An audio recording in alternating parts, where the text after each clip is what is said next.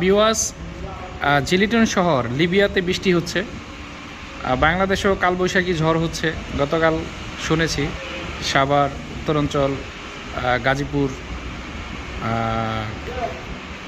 ধামরাই, হেমায়েতপুর, গাবতলী বা মানে প্রচুর বৃষ্টি হয়েছে শুনলাম।